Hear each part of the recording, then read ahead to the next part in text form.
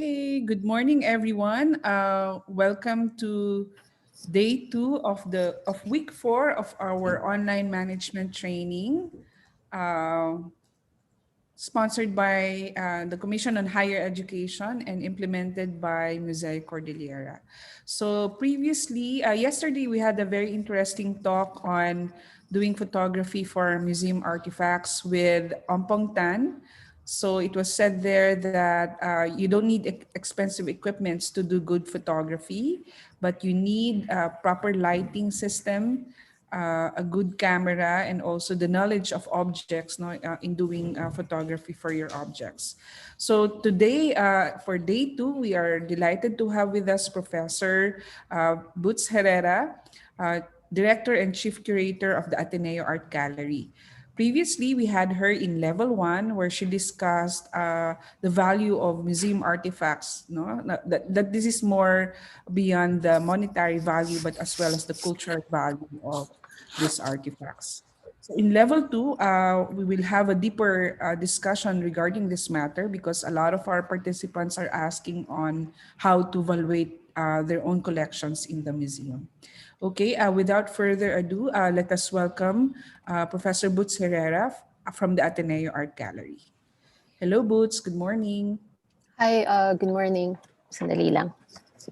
Okay, yeah, just to clarify, the topic today is significance, no, not valuation. I think that was the concept I introduced in the first in the phase one, no, of this lecture series. So um, our objective today is to um, guide you, well, give you pointers, no, on a step-by-step format on how to assess the significance of your collection or what you might be considering for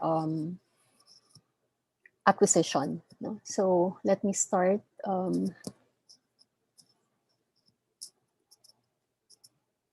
Okay, so if you remember last time, as I said, I introduced the concept of significance, which basically refers to the values and meanings, not valuation, that items and collections have for people and communities. So they can be defined in terms of its historic, aesthetic or artistic value, scientific or technical value, social or spiritual values, no? And significance can be assessed in relation to past, present, and future generations. This makes it all the more significant, no? Because it's not just for today, but also how it can, your collection can be um, made relevant, no, to future studies or programs. So aside from looking at the physical aspect or fabric or appearance of an object, significance explains the object's meaning for the museum. So basically it asks, why is it important to the museum? And these discussion can help in decisions related to interpretation, even conservation, acceptance or decline of donations or the accessioning of an object. For example, in terms of conservation, there might be objects that have a spiritual meaning to a community, and they may require, the community may indicate that there should be a ceremony first before an object is acquired or the accession. So ayun yung mga examples, no? Of course, you have to consider my limitation is in the context of art, fine art collection. So I will try to connect it with different collections. Now, this is a very important point that we would like to emphasize. As in any aspect of curatorial practice, curators, museum managers actually have a degree of power, no, in defining what should be included in a collection, what should be included in an exhibition, and what cannot be included. No? So similarly, in assessing significance, power is wielded in constructing societal memory and identity. And especially if we do not belong to the community that from which the object comes from. So it's very important to remember this. And as collection custodians, it's our responsibility to consult affected communities and be open, no, to alternative views in recognition of the fact that significance decisions privilege memories and marginalize or exclude others. So this is a very, I think this applies as well when we deal with decisions related to exhibitions, even acquisitions. No? So I showed this pyramid last time. It's just to mainly as an illustration of how you can approach this process of significance assessment. So you can apply it to a single item, especially if it's being considered for acquisition or deaccessioning. It can be applied to a collection as a whole or specific themes or parts of a collection, which I'll be illustrating. I'll be using that as an example. Or in a wider scope, it can be applied in cross-collection projects, especially if we're talking about a specific region or city, community, and then look at thematic studies, regional surveys, and collections mapping or cultural mapping. Collections mapping is part of cultural mapping. So discussing further, how do we select material for assessment? And this, especially if you are a museum you are already an existing museum, and definitely my collection na kayo. So how will you apply this? It will be too tedious if you do it on an individual item. Especially if you have thousands of objects in your collection. So it's also good actually to start with looking at the subgroups, no, or sub-themes. So for example, as I said, single item, when considering whether to acquire an object or recommend for disposal. It can be a group of material connected by its provenance. For example, a few years ago, 2 years ago, we received a donation from a specific a collector, no, who has been collecting prints, no, European prints, antiquarian prints, and when he offered it to us, part of the information that and the archival material that we also accepted has to do with him. No, why has he been doing this? No, for decades. What's the significance? Why was he drawn towards that particular collection? And why we accepted it? Mainly because we do have already a collection of antiquarian prints, which are part of the original donation of Fernando Zobel. So, may ganun connection na. So we look at the provenance. Another way of addressing or approaching significance assessment is start with a group of material of a particular physical type. You can either focus on prints, no? Kung marami yung prints ninyo, you can divide it into periods, no? Ano yung significance of those prints from a given period? And then, or you can assess the significance of, in our case, a collection of sculptures. We have a variety of sculptures representing different decades and different approaches, no, in sculpture making. So we can do an assessment on that. Or you can also identify a wider themed cluster of materials that relate to a particular topic and or period. So these are just examples, no, of how you can begin identifying this, because this is basically the first step you need to do. No, you select what material will you be assessing, and my suggestion, my recommendation is actually to start with small groups. No, so that of course parang assumes that you have a,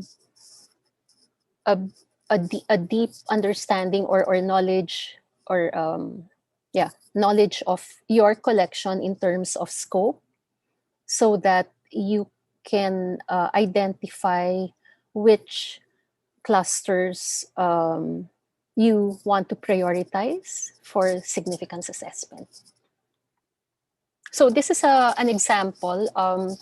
Ateneo Art Gallery actually has an important, I would say, really an important collection of posters that were produced in the 1980s, mid 1980s mostly, no? And these are we have sorry, what's that noise? We have exhibited them, no, as a group, and they've actually been borrowed for exhibitions abroad. The National Gallery Singapore borrowed, I think, a group of 6 or 8 posters, no, from our collection for their inaugural exhibition, and it was presented in the context of protest art. No? So I'll be using this as an example to for a significance assessment, case study. So we go back to what are the elements, no, of significance assessment. So there is that what we would call the primary criteria. No? So this would be historic, aesthetic, or artistic, research, scientific or technical, social, and spiritual. Now, please take note of the note there. It is not necessary to fulfill all primary criteria. In fact, even just one, I think, would be sufficient, because that already parang justifies why it's important, no? Especially depending on the type of collection that you're managing, the kind of museum, the discipline that you're focused on. Sometimes aesthetic will not be really that relevant, no. But in our case, as an art museum, it is, and of course, research and historic value. And then the comparative criteria. So comparative criteria would be the well, in a way, the secondary level, no. All things being equal, what are the other considerations that you would like that need to be considered? Provenance is very important. As we said, provenance is parang it adds to the story of the object. It also, if we talk about issues regarding authenticity, that is quite the tracing the provenance is very important, no, in establishing authenticity. And then, is it representative of that for that particular genre, for example, or type of objects? Is it rare? Now, rarity may not be relevant, no, to some museums. In our case, it is to some extent, but we do not make it as an we do not make it as a primary criteria. And then, of course, condition, the completeness and integrity of the object. It's pointless if we consider accepting an object that will need major conservation, unless it's the primary criteria that you have identified trumps yung condition that you're okay with spending this much so that you have an object that will be that will be restored to a better condition. And then, of course, the interpretive material potential. So this, as I think I mentioned this before, the we collect our collection does not end in in storage. What's important is how we use them, how we are able to generate information, link them with other objects in our collection or other parang themes that can be that can be used as a framework for special exhibitions. No, so that's what you call the interpretive potential. So let's go to yung specific na some questions no that we can ask when we talk about different criteria. So when we talk about historic significance, no, is the object associated with a particular person, group, event, or activity? And then how does it contribute to our understanding of a period, place, activity, person, group, or event? No? So they're quite parang self-explanatory, but sometimes it's good to state these questions as guide for us to assess. So what does it tell us about a historic theme, process, or pattern of life? So these are just examples no, of questions. You can, of course, identify or set other questions relevant to your specific concerns. So aesthetic or artistic significance, is the object well designed, crafted, or made? Is that important in what you're considering, especially for an art and design museum? Fine craftsmanship is very important, but sometimes, sorry, I'm reading the comments already. Sometimes, well, when it comes to art and design, there are different approaches no or frameworks that are applied. So is it a good example of a style, design, artistic movement or an artist's craftsperson's work? Is it original or innovative in its design? So when we talk about research significance, these are some questions you can ask. Do researchers have an active or potential interest in studying this kind or group of objects?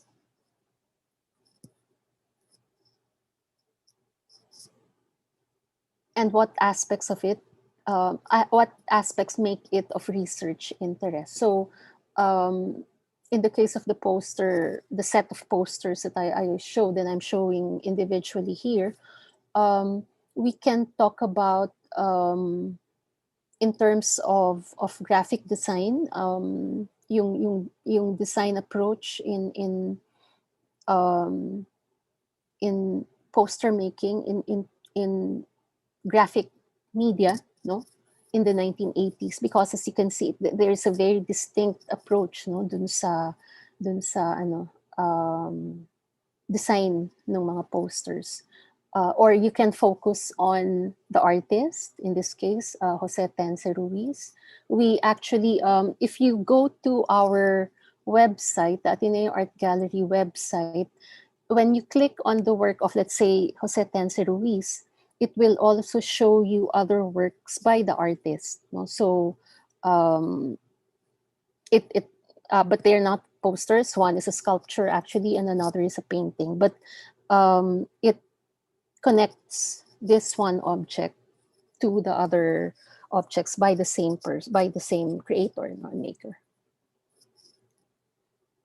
Social or spiritual significance, some questions would be, is the object of particular value to a cultural, ethnic, or other community today?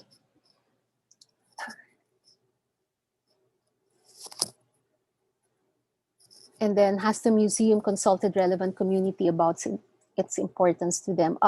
These two questions are actually very parang would be applicable, no? Especially if you're working with ethnographic anthropological collections.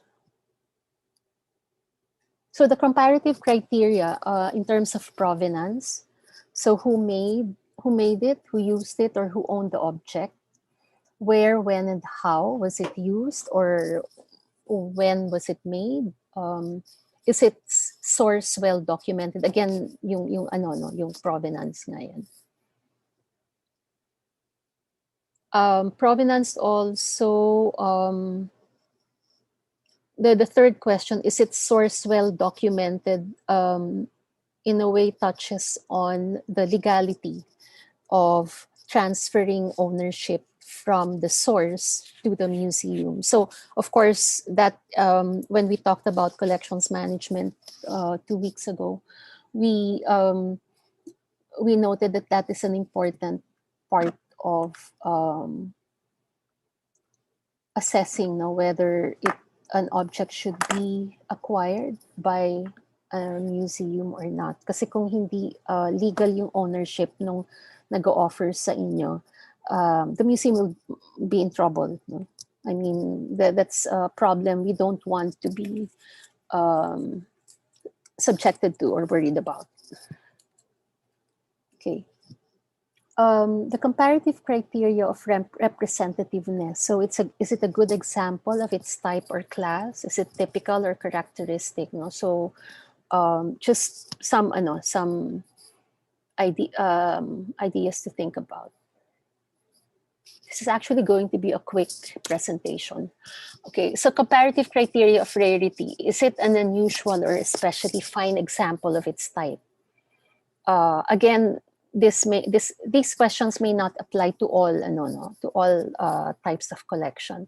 Is it singular or unique? Of course, when we talk about posters, referring to the case study again, singularity is not important because these are offset prints and they were meant to be produced in many copies, no? So, and distributed, especially noon before social media, before digital technology, the printed medium, literally printed on paper, made a big difference, no? So that in the case of the set of posters will not be a relevant consideration, but I would consider what is relevant would be the condition, no, of the work, of the objects.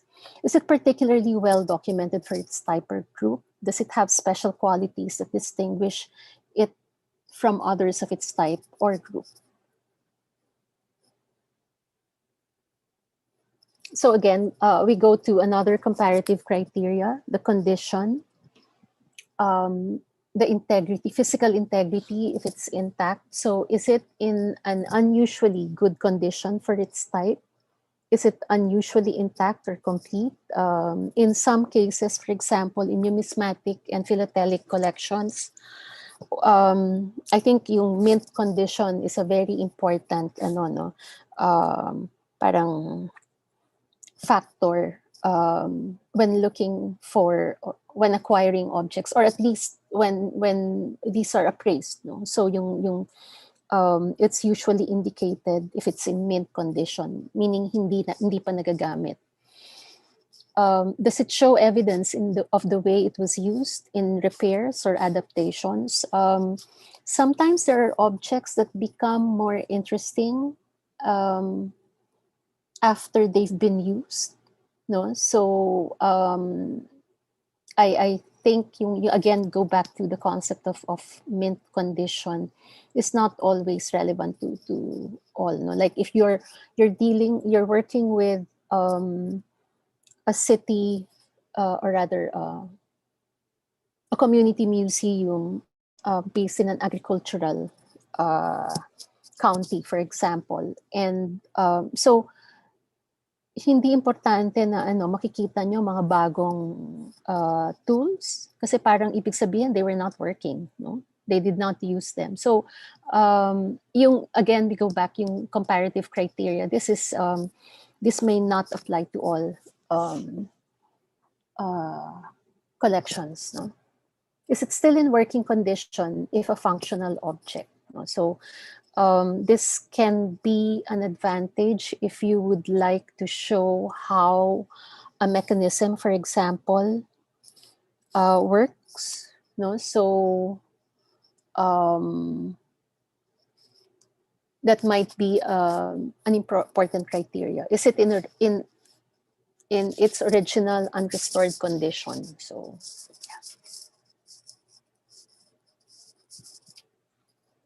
So this slide actually I showed in the phase one presentation. So just to remind you what would be the assessment process. So there are 5 steps. First, we analyze an item or collection. Well, first actually we identify the item or the subset in your collection that you would like to assess. Then research its history, provenance, and context. So this phase, this step actually can would require excuse me, a longer period, and don't expect to gather all information in just one, like in a single period. You can actually parang it's an ongoing research, but once you feel that you've acquired sufficient information for the significance assessment, you can proceed with the with the next steps, no. But always parang be ready to encounter new information, additional information that you should note, no, in your files or records. And then compare with similar items, understand its values in reference to the criteria. That was what we went through earlier. And then summarize its meanings and values in a statement of significance. So let's go back to this set of posters. No, we actually have more. The reason why these are the images I'm showing you, these are the ones that are available in our website. That's why you see the watermark of Ateneo Art Gallery. So having done, considering how this set of objects, no, from the Ateneo Art Gallery collection has been used, has been featured in exhibitions and even publications. No? So this, I wrote the draft of the significance assessment for that group. No? So first, when you write a statement of significance, it's good to summarize, give a summary of why an item or group of objects is important. You can begin with a brief historic statement and then ensure the provenance and association details that are recorded and considered. And then, if relevant, point out considerations regarding conservation, treatment, and deaccession. So for the set of posters, this is parang an overview of the significance of those posters. So they were donated to the Ateneo Art Gallery in 1985 by entities active in the social democratic movement during the Marcos administration. At first, I wrote martial law period, but technically, if we go by the dates, I think the martial law was lifted before 1986. No? So, kaya inano ko na lang Marcos administration. These include the UP Kaakbay, the Concerned Artists of the Philippines, and the Catholic Bishops' Conference Episcopal Commission on Tribal Filipinos. So those are actually the names of the donors that are indicated in our records. No? So 1985, wala pa ako niyan, estudyante pa ako niyan. So wala pa ako dito sa Ateneo. So I'm basing my significance assessment on the records that we have. And the parang publication and exhibition history that these poster relevant to these posters. So the posters also feature works by artists identified with social realism, each known for their distinct individual styles. Among them, so I named artists who are represented in that set, no? So Egay Talusan Fernandez, Renato Habulan, Al Manrique, Jose Tensi Ruiz, and Ana Fer. This subgroup in the AAG collection complements the larger collection of social realist works by the cited artists and their peers also identified in this genre or with similar concerns. So I'm relating it to other subsets, no, in the AAG collection, and this is the collection of social realist works. These posters may not be unique, but are in good condition compared to other existing copies. Because I've seen a few copies of the posters that we have, and they're all faded. There's abrasion throughout. No, so kasi poster, you don't really, unless you're really a collector, you don't really keep posters, no, or worry about its condition. Moreover, these are important visual documents relevant to historical and art historical research, publication, and exhibition projects on the topics of protest art, whether it's national or regional. Regional meaning in Asia or Southeast Asia, because a number of researchers have used or referred to this collection in such studies, and also human rights and etc. So this is a sample, no, of a significance assessment for a subgroup in our collection. If we would go further to individual artists, then I would look into first, of course, the importance of the artist, and then his or her political inclinations, as how it's represented in his or her works, no, and then other works in our collection. Another another information that would be interesting to research on would be the issues represented, no, by these different posters and events. Some are actually an actual gathering, no? So may date pa nga, Tribal Filipino Sunday, October 14, 1979.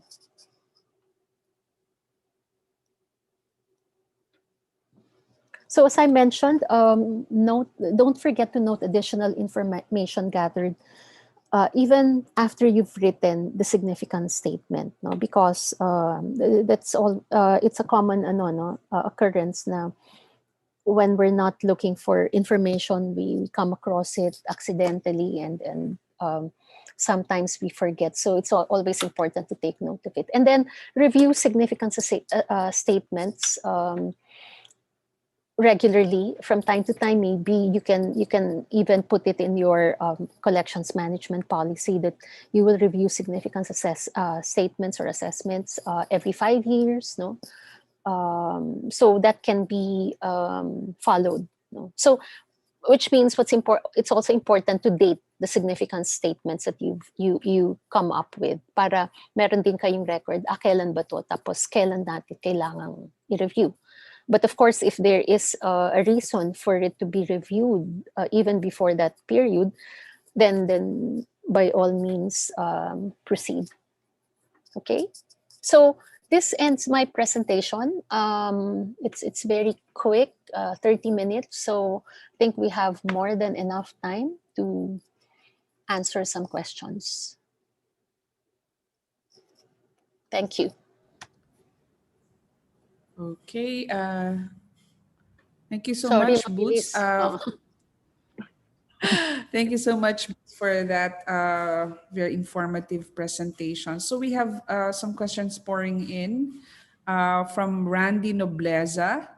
Mhm. Okay, so good day. Very interesting discussion on significance for the most part. both primary and comparative criteria is also used for cultural mapping.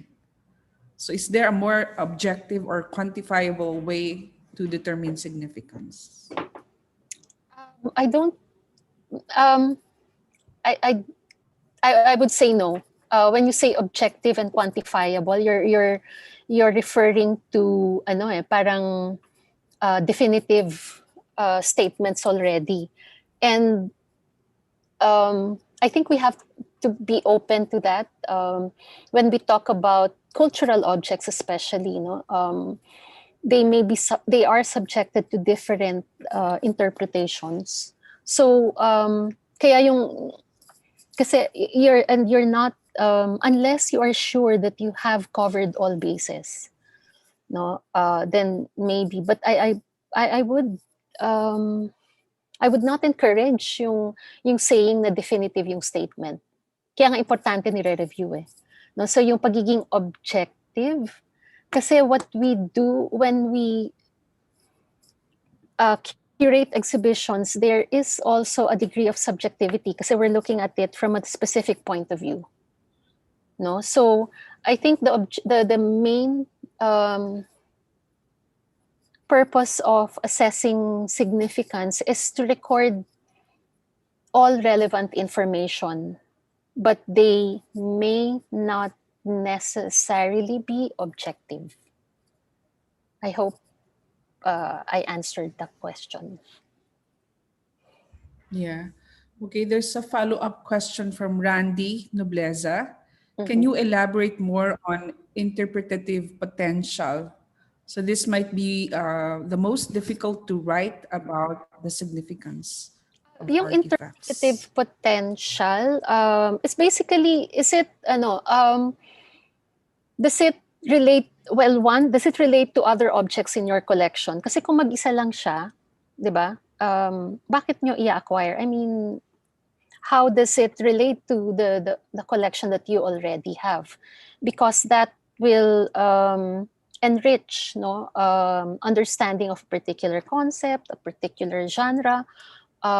So interpretative has to do with the potential of an object to be exhibited, no? Meaning, kasi when you say exhibit, you're not just talking about one object, diba? You're connecting objects within a specific framework. In terms of publication and research, ganun din. Kasi ang isang researcher does not just look at one object. Even if he or she is really focused on that object, it's still, I'm sure eventually it will be connected within a given context. So, yun yung interpretative na yung educational value nung object. Okay? Yes, I totally agree on that kasi the museums have this educational function and as much as possible, you have to cover all the information and the research now written about a particular set of artifacts. Yeah, so that's important. Even at Museo Kordilyera, we do a lot of research on objects. Yeah. I also want to point out na yung information na yon, you don't have to use it all in one exhibition.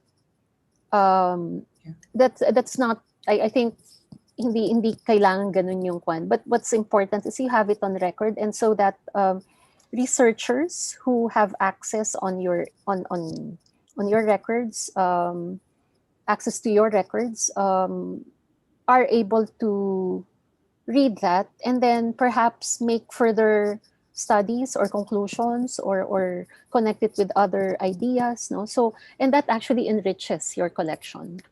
So it's also important to parang determine or decide on ano yung degree of access that you are willing to provide your researchers, your public.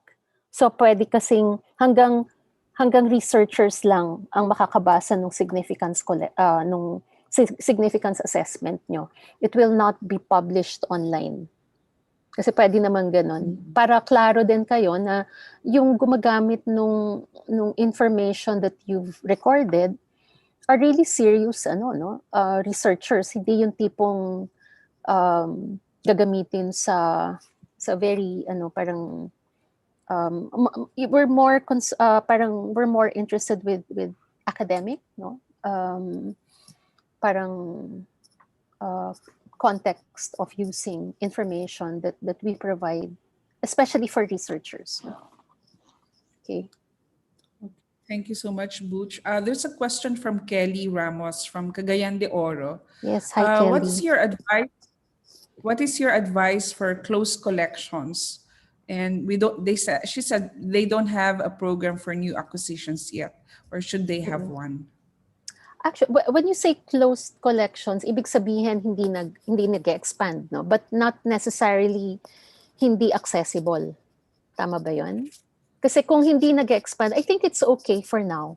Kasi especially if you feel that you cannot parang accommodate new acquisitions right now, it may be in terms of financial resources or even facilities, no? And that's okay. Actually, it's a wise decision if to be able to acknowledge those parang limited parameters that you that are or limited resources that are within your reach.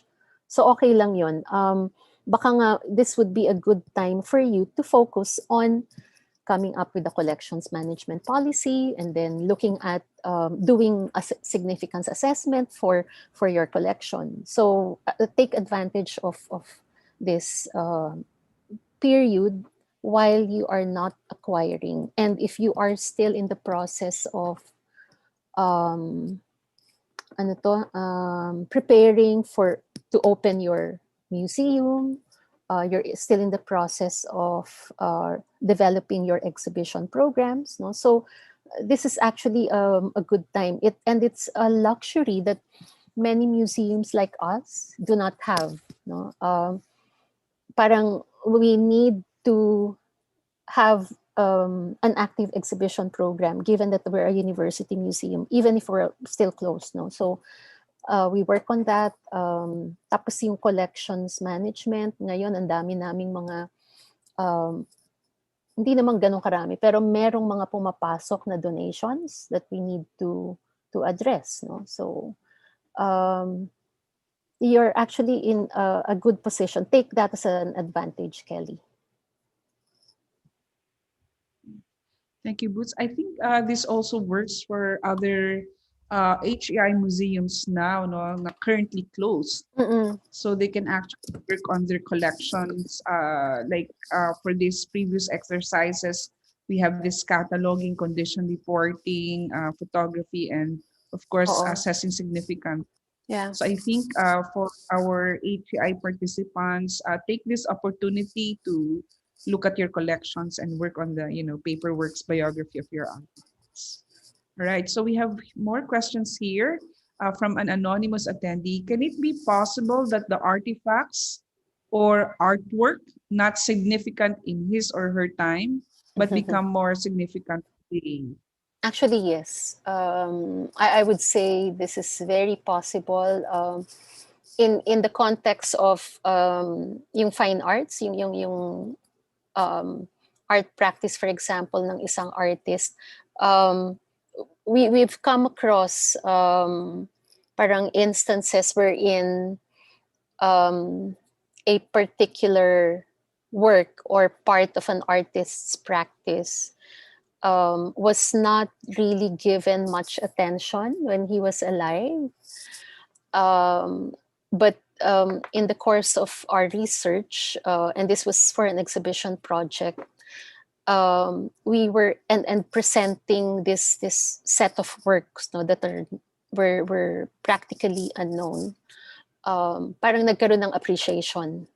Of course, kadugtong nun yung appreciation sa market, no? But I'm not really talking about that. It's really more of contextualizing a particular period, a particular work in the context of an artist's lifelong practice. For example, we would refer to like works that are transition works, parang in between styles. which is also interesting because it fills the gaps, no? So sa in understanding the artist's practice, no? So my answer to that question is yes. So kaya importante yung research eh. And it's important to note that in your significance assessment. Okay, that's connected to this other question, Boots, no? Mm-mm. So, in the context of coming up with the conservation plan, what particular details are needed, no, in the statement of significance? Should one include, highlight, or emphasize more? Mm. Um, well, kasi dun sa when I mentioned conservation, that was in relation to yung comparative criteria, no? So all things being equal, is it in good condition? Kung hindi, but still you feel it's important, then you acquire. Dun sa significance, I think hindi na dun sa significance assessment papasok yung ano conservation guideline. Pero you can indicate that if how do you call it, how important the object is regardless of its current condition. Now, in some cases, yung sinasabi ko na ano, an artifact, an ethnographic object might need some and I can't think of a specific example. Maybe Ikin can help. Has there been any artifact in the Museo Kordilyera collection that before you handled needed to go through a specific ritual? Meron bang ganon? Yes. Oo, so Some artifacts, yeah, kung, goes to a process oh, of desacralization. yeah, kung may ganon kasi, importante, ina-note nyo sa significance assessment din yun. Yun. So, I hope So I that's answered the question.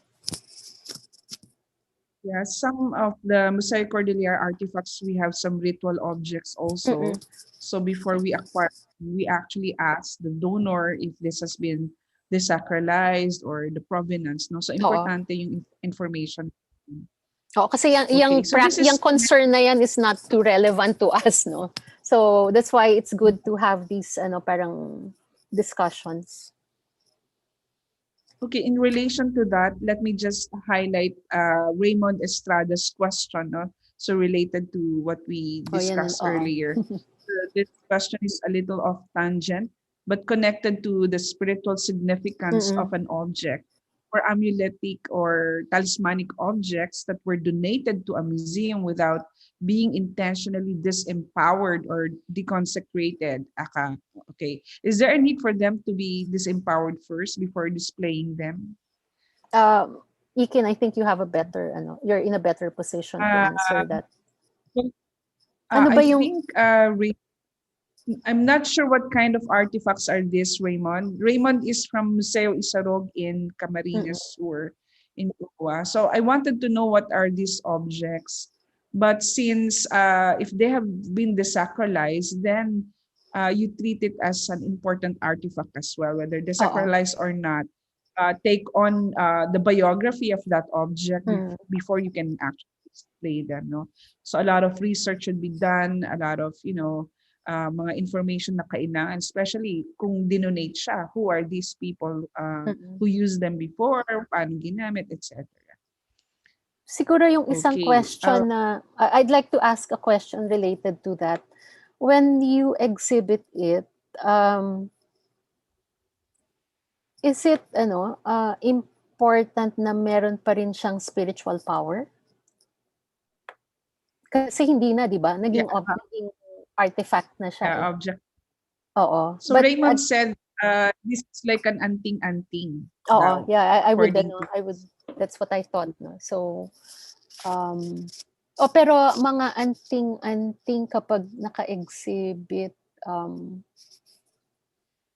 I don't know, would you do that also for loaned works, loaned objects? Yung Based on my experience, I able to see an anting-anting exhibition at the Yuchenko Museum. yung kay ano, So no? even the how it was displayed when you get there, parang there's something you feel. Mm. So I don't know how to explain it, but I mean the potency is still there. You can Yeah. highlight the significance of that one, and there's an anting exhibition also at the Musée Branly in Paris. So the setup, I mean, parang simulated siya na meron pa rin siyang potency because that is what the exhibit is all about. Mm. Although these objects are already, they are already desacralized. I think yung Okay. desacralization, sorry, Ikin, yung Yeah. desacralization process is really do does the community require that before an object In is acquired? in Oo. some communities, especially if they are for like sorcery rites, Mm. objects for sorcery or well, kasi masyadong English, yung witchcraft, no, yung mga Oo. ganyan. So some of these objects are not really given away, like they have to reveal that it was used like this, etc. But Mm. some would really give it away, especially from families that were already Christianized, no. So they want to Mm. get rid of this quote Mm. unquote pagan objects. So for us, that's also significant in terms Oo. of the spiritual and value. So they also go into a process of desacralization. So they consult a ritual specialist to desacralize that before it goes to the museum. So ang ano kasi, the reason why I asked that is more often it's for the community that Yeah. you do that, di ba? For their peace of mind na Yes. it will Yes. not, parang do harm or have other parang ano to, impact when it's on exhibit. Kasi dapat limited, di ba, yung access dun sa objects na yon. Not everybody should be able to see it in an Yes. exhibition for the entire ano. So yung ganon is really in respect to the community, no? Which is, as I said, Yes. important. Yun nga yung hindi yung decision ng curator lang ang or the museum managers, the collections managers ang makikita mo sa significance assessment. That's why it's really important to consult other sources, especially the community from which the object came from. Okay. Yeah. So we also have some anthropomorphic carvings, the bulos, that went to community desacralization. So meron mga rituals na piniperform before it goes to the museum kasi even in the museum may mga nangyayari, so we have to consult also the ritual specialists. So they Mm-mm. undergo like butchering of pigs or chickens, smearing blood. So may mga ganong Oo. rituals din na ginagawa in community. So we invite them to come in fact in the museum to do that. Yeah. Okay, Raymond. So I hope that's a lot of some suggestions for you. Bakit lagi akong may Okay, question so na ganyan? Lagi akong may question na malas yung object, yung yeah, 'di ba? Bakit gano'n? so significance. All right, so there's another question from an anonymous attendee. My connection lost was since closed collection was mentioned. How about po sa controversial items in quotation? Like for example, items suddenly became controversial in a way that it is obscene, racist, or insensitive. Would the historical or informational value change? Yeah. There's actually one exhibit, sorry, I forgot the name of the artist. It slips my mind. It's a major American artist that has been that did medyo racist na na works in the 1960s or 70s, and they were supposed to mount a retrospective for him. Paul Gutson, I think, is the name of the artist. Not sure if that was the right first name. Anyway, so they the museums involved in this project, which includes the Tate Modern and I think Guggenheim, major museums in UK and the US decided to postpone the exhibit first, and this was at the height of the pandemic. No? So they've been receiving criticisms because parang they gave in to yung height of the Black Lives Matter movement. Pero ang main reason, which I believe also would be logistical. No? So kasi it would require and then of course in terms of resources. But anyway, so this is it is still continues to be a controversial project. No? So how were they but I read in some articles that the curators did not parang their approach is not to censor the Philip Gaston, sorry, that's the name of the artist. The curators are not after parang parang censoring or limiting the materials on exhibit, not to include those racist works, but put it in context. So I think yun yung importante. But yes, this can be a very sensitive issue. But the question also asks, would the historical or informational value change? The historical value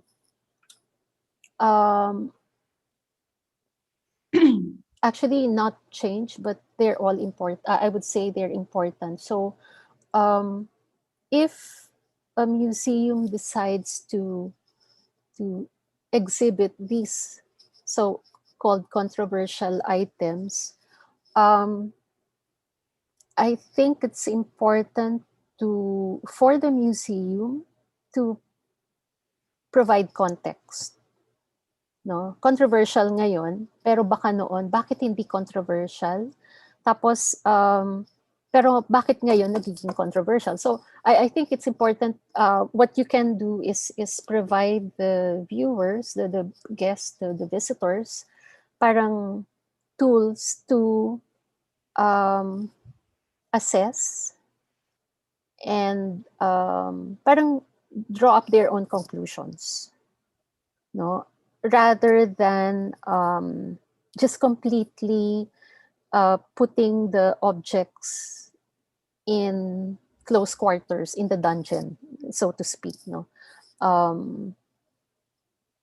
merong kami hindi pa. I don't have a direct experience to the to this example or case. No, but I think a number of museums. I don't know if you remember at the CCP. This was before I came in. They had the ano yan, tutok, the Kulo exhibition, and one work was parang gained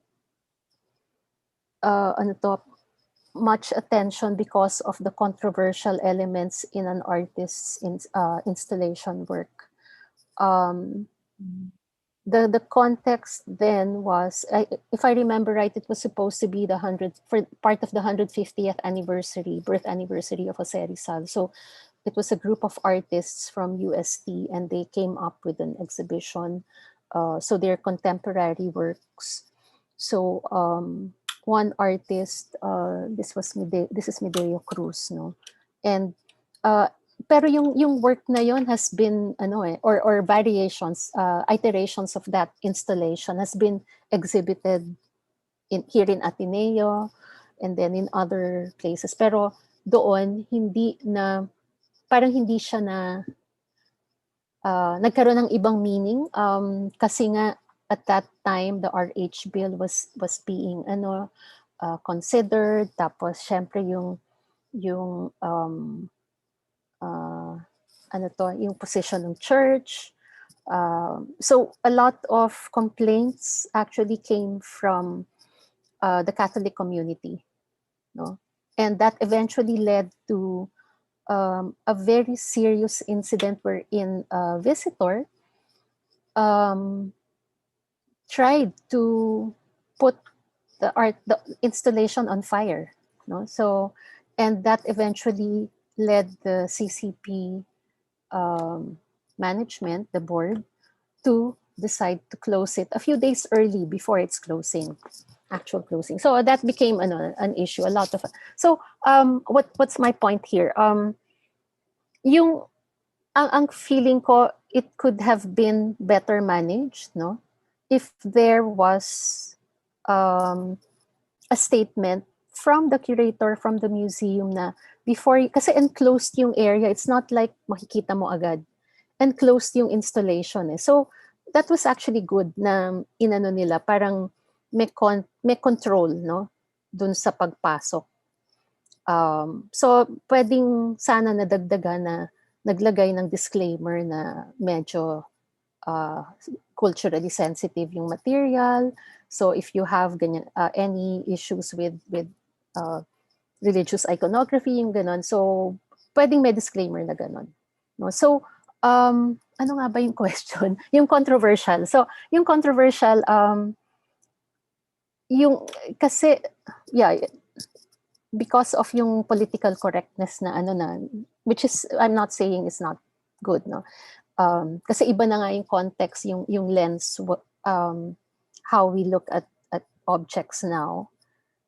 Pero I think it's still important to put, to provide a context na ganun yung history ng object. It's actually similar to the case of the monuments, where they tear down monuments of slave owners, slave traders in the US. So I understand that no, pero I think maganda ring malaman ano yung context nung bakit sila na lagay doon as quote unquote heroes, but I'm not saying they should remain, no. I think it's good that there is this parang dialogue, a process now wherein the public is engaged in assessing the significance of these monuments or these objects. So I hope I gave some answer, maybe not definitive. Pero Okay, yung thank you, minsan Boots. kasi yung controversy, minsan yung controversy, kailangan intindihin natin, Yeah, 'di ba? both the Yun. context and content. Yeah. Okay, so this is related to that question about this one from an anonymous attendee. What is your approach on an item that has been restored? For example, a chair once used by a significant person, but it was restored. For example, it is a rocking chair with suluhiya, that's the woven basket we Mm-mm. work on Mm-mm. chairs. Then the woven area was damaged and restored. So, Actually, changing. oo. This is actually Yeah. related to appraisal of decorative objects or functional objects. Yung principle nung sa when you assess the value of an object, whether it's the significance or monetary value, kung yung na-restore is a part of the object that changes its design, its importance as a furniture, as its integrity, no? Kasi parang I remember a colleague of mine who she said that if you're dealing with furniture items, if the restored part is any one of the legs, that actually brings down its value more than if, let's say, the upholstery was restored. Kasi structurally sound pa rin siya, no? So I would give the same the same reply in the case of the rocking chair with Soliya. Kasi yung Soliya talagang nagwe-wear and tear yan eh. So expected na kailangang ipa-repair at any given point. Pero kung let's say for example yung armrest or yung mismong yung leg na nagra-rock ang napalitan tapos the way it was restored kasi I think it's important also to assess paano siya na-restore. Kung maayos yung restoration, that's actually good. And then you have a record of how it was properly restored, and so that if and when it needs to be done again, merong reference yung conservator later. So yun. Pero ito, Sulia, yun yung inuupuan mo, pero the frame is still intact. No? So I would give that yung Sulia part is a minor part of the chair rather than yung pinaka framework nung chair. Okay, so the other question is I Ano to? We have an existing something to do collection with of art. painting. Could Yeah. we consider it sorry. Hindi ko maintindihan. We have an existing collection of art paintings? Art. What do you mean by of paintings, no? Could we consider it part of our museum collection? Hindi ko alam kung ano yung museum nyo. No? So I can't really give Yeah. we can't really give a definitive answer to that. Okay, so this question from Maria Cecilia Medina. So they have a variety of The UP. artifacts from different regions collected by the late Dr. Hocano and team in the 1970s. We don't have info on many of them. Do you suggest we have a round table of experts to be able to write more about them? Actually, yes. And also, you might want to, parang, I don't know the extent of materials that were turned over to the UP Antro. This is UP Antro, no? Museum by the Hocano family. But I'm sure nasa notebooks, baka meron kayong makukuhang information din yun. But yes, it's a good idea to have, to consolidate a group of experts and maybe once you've established ano yung pwede nilang i-contribute, you can assign to them, let's say, a first batch of objects. You can group them if it's by community, by type of material, and have them assess the importance of that set. No, so you can do it slowly, and it, as I said, it's really best to have members from the community and other experts, no, to be involved in this process. Yeah, in addition to that, baka Asian Center pala, sorry, the Asian Center. Oh, Asian Center. Or maybe you can look at the field notes of Dr. Hocano. Yun nga eh, oo. Yeah, so the field notes may tell you the collecting, how it was The collected. context, no, oo. If it was gifted to him. Oh, Yeah, yun or ang actually, pero maano yan eh, ano tawag doon? Matagal na proseso, as you would know, Ikin. But yeah, you can assign that task to a group of people also. Maybe someone from your from the Asian Center, no, who has easier access to the records, and then you can have another group of experts who might be able to provide more information. Siguro yung experts na yun, I would say, I would think that these are experts because they're focused on a specific group or region, no? So that will already give you an advantage.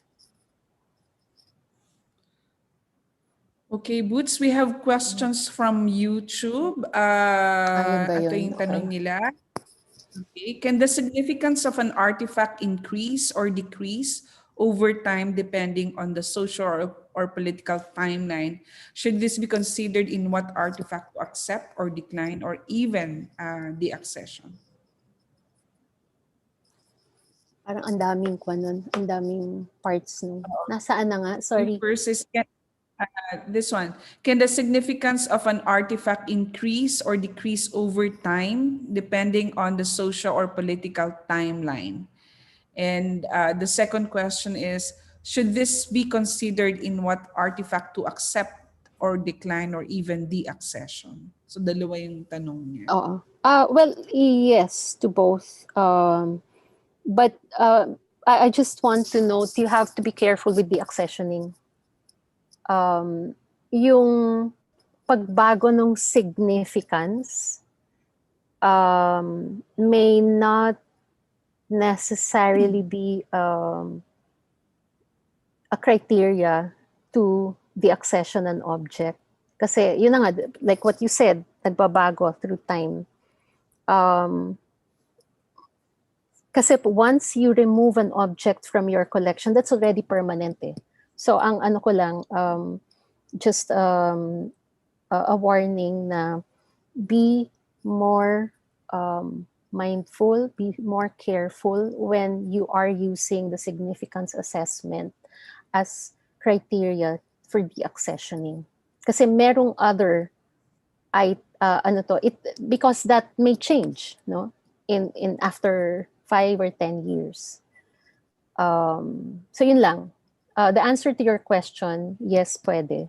Pwedeng magbago ang significance kasi nga values change, no?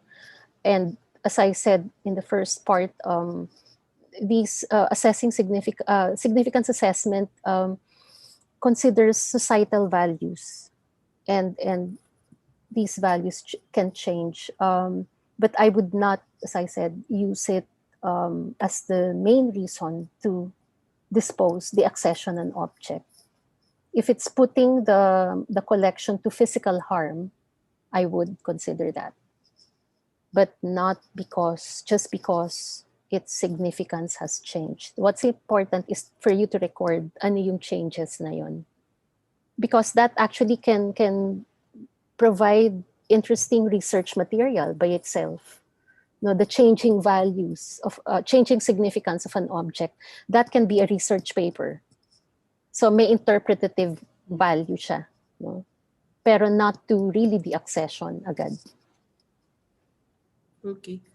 So, Boots, in relation to that, we encountered a lot of museum artifacts that has a lot of yung mga nakasulat sa artifact, no? Sino yung donate, kailan dinonate, anong pangalan. But the artifact itself is in a very good condition, but ang daming sulat. So parang How nawala do you ka. deal with the significance of this? And ang daming sulat niya around it. So Oo. Do you have how plans do you to do you have plans to remove the inscription, yung hindi part ng object yon originally, di ba? Is that what you're saying? No. So do you have Yeah, plans so to have them removed? Yes, but the ink that was used was permanent. For instance, nakalagay yung name, Well, the year, description. So it's oo. so hard Well, I think to remove it. parang nakatattoo na yung yung provenance niya dun sa ano. Yes. I would suggest leave it as is. I would not say it diminishes the significance because it's not in pristine condition. But if it's the choice between removing the object the inscription para maging so that the viewer can visually appreciate the object better. Yeah. Does it Yes. Does it affect yung visual yung appreciation It's ng object? surface. The inscriptions are found on surface, but it's permanent. But what is nice about the object is an early record of the technique in basketry. So that for instance, this museum wanted to show put that on display, but madami siyang interference in terms of the inscriptions there. Okay. So how do you with it? Is the inscription all throughout the object? Or I nasa think one it's a side lang? miniature. I think buo siya eh. It's a Okay. miniature basket. Well, yun nga, as So I it's was saying, kung ang ano nyo, ang choice is deciding to whether to remove the inscription, pero masisira yung material integrity ng object, leave it as is. mhm. I think conservators would also Yeah. agree to that. Yeah, kasi yung physical integrity ng object might be ano parang put at Compromise. risk, it will be compromised. Okay, Okay. thank you. We have a question from YouTube again. No, so the Smithsonian Institution recently acquired and added the first vial from the first US COVID-19 vaccine dose in its collection. Obviously, a great significance is attached to this object. In this context, how should museums assess the significance of new, in quotation, objects connected to current events so that they can collect the objects that would Mm. best show the story, for instance, of COVID-19? Yung Well, curating COVID. No? first of all, dapat relevant dun sa mission ng museum, no?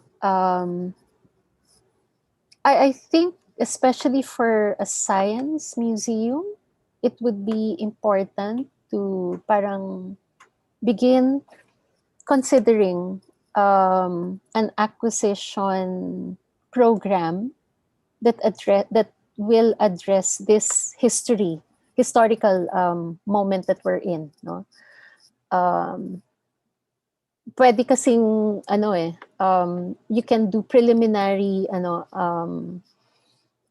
gathering of objects now without necessarily accessioning it yet. Yung review, the final accessioning can happen later. So I think depending on the kind of museum you are, your institution is, it would be a good parang idea to start considering this, especially if your especially for ephemeral objects, yung objects that are consumables na if you want to represent yung period na to, but so pwedeng na kayo magtago na kayo ng mga mask, iba't ibang klase ng mask. That would be an interesting tapos pero without necessarily making them permanent parts of your collection yet. You can address that later on. I was thinking of an instance, nawala na ako sa ano. Pero kami kasi, like for example, here in Ateneo Art Gallery, what we did during at the height of the pandemic, when the lockdown just started, we decided to cancel our annual Ateneo Art Awards, no, which is a contemporary art award, and came up with an acquisition price. So our yung criteria lang namin, they should be works on paper that reflect the current crisis, no, in different ways. It could be something personal, something national, communal, or global, no. So and from that we actually acquired 15 works. So meron kaming group of works that actually chronicled or are reflective of what we are still going through right now, no. So we felt that it was important to enrich our collection, but also important that we were able to support some artists, no, to during this trying times. So yeah, I would suggest that.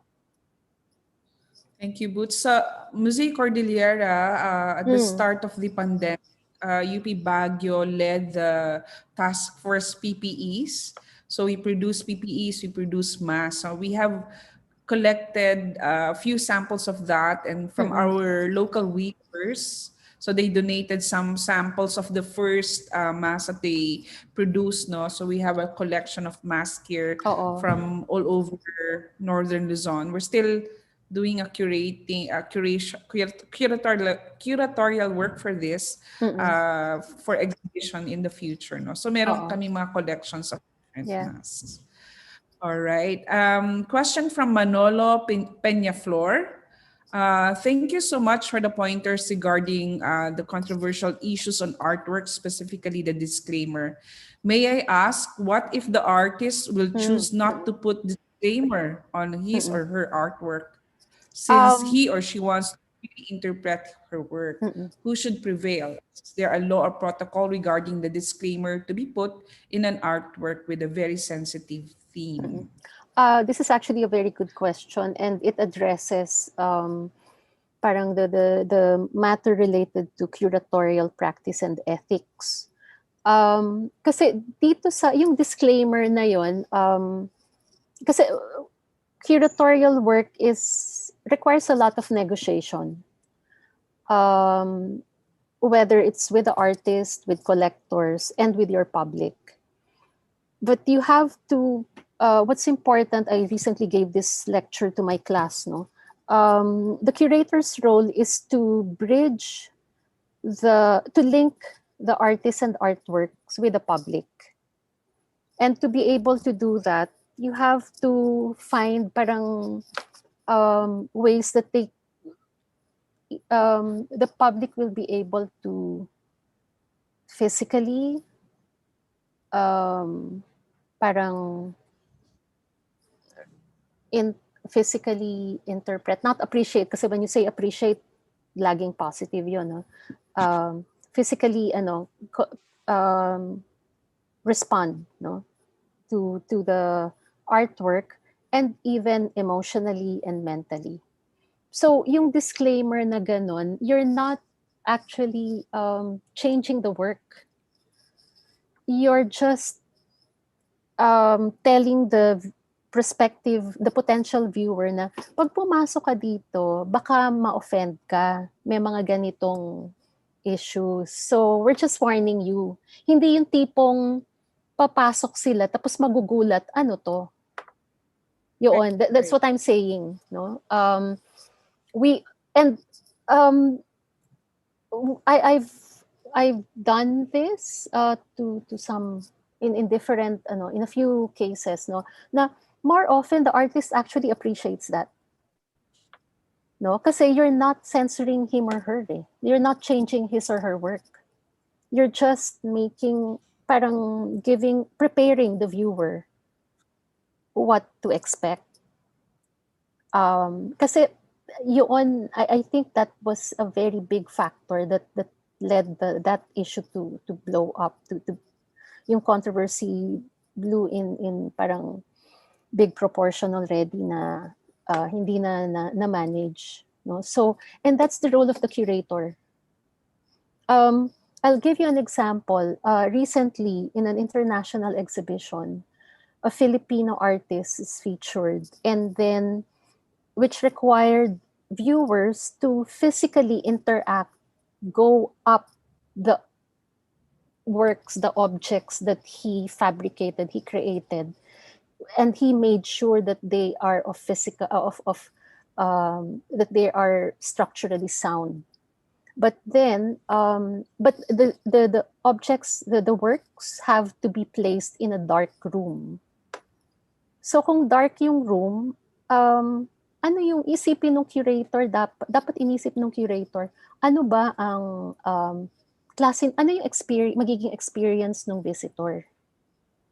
Walang nilagay na parang guide on how to view. Walang, kasi guests were, before going up, and there are steps leading up to the work, ha? So it's not like difficult yung pag-akyat. But before going up the steps, climbing the steps, and then walking on the surface of the artwork, dapat wala silang sapatos. Pero walang pre-provide na bench man lang para makaupo at mag-alis ng kwan. So yung doon ako medyo na nagulat na why was there not enough parang not enough effort to provide the viewer the proper facility, the proper guidance, so that he or she will have a better experience of the work. So ayun, that's a curator's role eh. And parang, kasi this artist has had exhibitions in other countries and walang naging problema. Dito sa isang event na to, doon nagka-problema kasi walang ganong curatorial, I would not say intervention, but in a way it's an intervention. But yung intervention na you're making sure that it's safe for the viewers to properly appreciate or experience the work. Ang naging solution nila, wag na lang, alisin na lang yung hagdan para hindi na aakyat. Eh, hindi pwede yun eh. Correct. Diba? Maling kwan yun. No? So, yeah. It's total intervention. That's intervention by the curator. Yun ang parang pinalit mo yung kwan. Pinalitan mo yung meaning, yung form. Diba? Oo. So that's very important, no? Yung negotiation. Okay. Okay, thank you, Boots. We have a question from Liza Tamargo. Madami pa. May 4. Dr. Liza Tamargo from IFSU Museum in Ifugao. Ma'am, we don't know the value of artifacts donated by students, no? How could we treat them? Do we need to research on the value of the said artifacts? Oo naman. Pero siguro, unang-una, ano yung context, bakit sila nag-donate? I think that's important to establish. Were they asked because it's required? I think that was part of, some of them were asked to donate for a class requirement. Okay. So it was submitted to them. I think that's the context of the collecting. Importante i-record, tignan yun, yung ano yung class requirement, ano yung context dun sa klase. Yes, definitely, you need to do research, especially in this case, not because they're donated by students, hindi nyo na titignan, i-consider. Kasi hindi natin alam, you may have treasures there, no? And then I think if that has been the practice of the museum, you might want to put that in your collections management policy, that one way of acquiring is through class requirement. Pero I would suggest na to indicate na merong kayong parang further assessment, hindi agad i-accession. Pa rin, i-review for accessioning. Ganon. Okay, thank you, Boots. There's a question from Raymond Estrada. He's from the Museo Museum. No? So question, given that the values and priorities change through time, how often do we have to assess the significance of an object? I can't really give you a definitive parang answer to this. I think yung sinabi ko kanina, sinuggest ko, let's say you indicate in your collections management policy that significance assessments be reviewed. Reviewed lang naman every 5 years, just to check if it's still relevant yun. And so maybe during that review process, meron kayong makikita na, ito kailangan nating pag-usapan ulit. So, yun yung objective ng review. It's not necessarily to change the significance. No? So, yeah. Okay, so I think this is the last question. Okay. So thank you for your insights, interesting comment on the interpretative value. So the question is, can we recontextualize the objects? For instance, if we have multi-issue collection, we might use it as a study collection On on deterioration, deterioration. for instance. Okay, teka muna. Case study for deterioration. Peter, ang ano dito kasi, Yes, unang-una ang question ko, bakit nagkaroon ng mold? folds, yeah. Yung shoe collection, kasi dito, you're not simply recontextualizing the objects. You are putting your collection at risk. No? So, tapos, yung idea of creating a study collection on deterioration, I think this is an interesting idea, but you have to make sure that you have a controlled facility na para hindi kakalat. At saka, you have to remember, this is harmful to people, ha? So, when in considering to have a study collection, I don't think it's smart. I would instead I would suggest have I'm assuming the collection of shoes is important to your to your museum. So that's really part of your mission and vision. I mean, integral to your museum. I would suggest have the objects properly examined and conserved, and then make sure that that process is properly documented. Then you have materials that parang documentation, meaning imagery, assessment of what type of molds that grew on which type of shoe or which type of leather, and then yung extent of deterioration, yun actually can be a resource material. If you have a researcher who wants to look into deterioration of leather, no, for a specific collection, but do not maintain a collection of shoes that are deteriorating. I would not recommend that.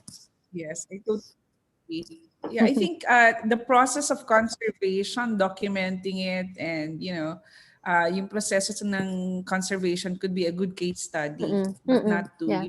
prolong the deterioration of your collection. Meron akong kilalang conservators na they focus on mold growth. So, yung information that can be gathered through the process of conservation can actually inform studies like hers. This is she's based in Australia, but I was told that there is a conservator there who studies different types of molds that grow on paintings, on organic material. So yeah, that merong study value yung archival material ng conservation. Okay. Did inform students. I think, yeah. Okay. So in our school, part of the course subject GEC, Indigenous Creative Crafts, students are required to submit items related to farmers' life. They are documented, listed as part of the museum collection. Yeah, I think that gives you a good context framework. No? Pero yun, I would suggest na kasi kung every school year nire-require to, baka may may duplication na kayo nung kwan. Baka masyado ng marami of one particular kind. So, siguro lagyan nyo ng parang clause na actually you can create ito. This could be a good study collection. No, na pwedeng para mas may leeway kayo na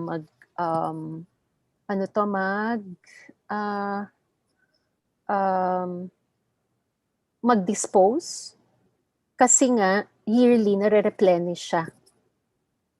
If in case merong duplication na marami na of a particular type of object, then you can say na the museum can dispose if ito yung conditions, but specific to this collection of objects that are being donated by students as part of a class requirement.